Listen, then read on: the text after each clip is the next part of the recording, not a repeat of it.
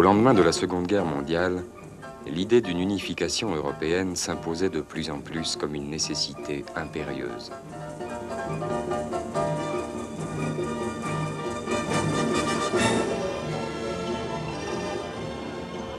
Les jeunes surtout, profondément marqués par l'horrible expérience de la guerre, s'impatientaient.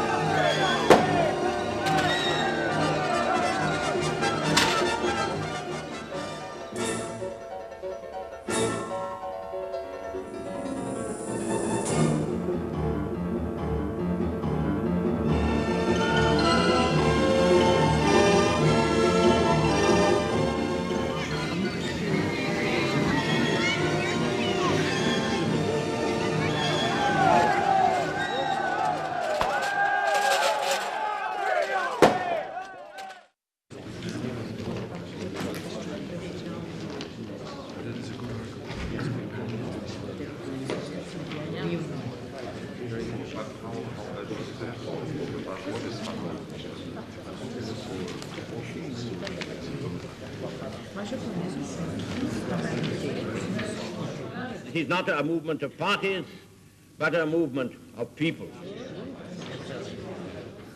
We cannot aim at anything less than the union of Europe as a whole, and we look forward with confidence to the day when that union will be achieved.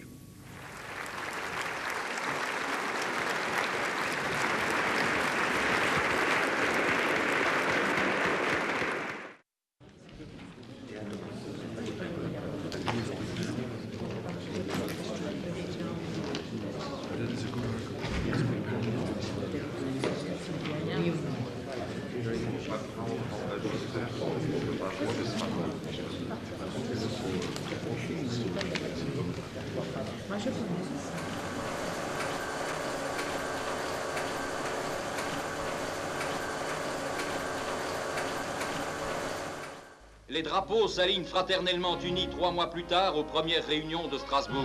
Strasbourg qui a tant souffert qu'il lui est donné de devenir un symbole de paix. Strasbourg qui, dans l'enthousiasme, accueille Édouard Herriot, le grand Européen qui va ouvrir la première assemblée européenne de l'histoire. Toutes les nuances de l'opinion démocratique se retrouvent à l'Assemblée. Pour la toute première fois, les États ont volontairement renoncé à se faire représenter uniquement par des délégués munis d'instructions gouvernementales. Ce n'est ni feu la SDN, ni l'ONU. C'est l'Assemblée où se rencontrent gouvernement et membres des oppositions nationales. Paul-Henri Spaak est élu président de l'Assemblée, préfiguration du Parlement européen.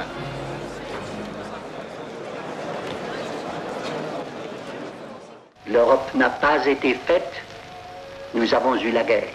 L'Europe ne se fera pas d'un coup, ni dans une construction d'ensemble. Elle se fera par des réalisations concrètes, créant d'abord une solidarité de fait. Les gouvernements allemands, italiens, belges, néerlandais et luxembourgeois répondent immédiatement à l'appel français. 2 mois après, ils se réunissent à Paris pour élaborer un projet de traité. Et 10 mois plus tard, au Quai d'Orsay, les 6 puissances signent le traité.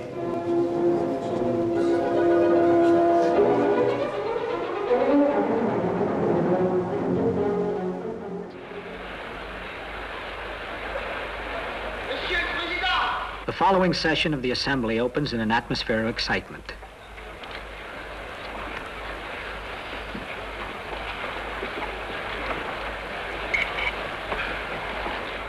The President calls the meeting to order. La séance est ouverte. Avant de procéder à cette discussion, Symbolic of their desire to solve their nation's problems jointly, they are seated side by side, together. Schuman is speaking. Correspondents know that this is a front-page story.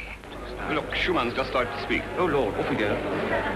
le Conseil de l'Europe, en effet, France's Foreign Minister, Robert Schuman, is the author of the bold, imaginative plan which bears his name. Notre communauté du charbon et de l'acier est une réalité vivante. C'est le commencement de l'Europe. Le 10 février 1953, un premier train de charbon européen suivi 3 mois après d'un premier train d'acier, franchissait librement les frontières abolies. Le marché commun du charbon et de l'acier devenait une réalité.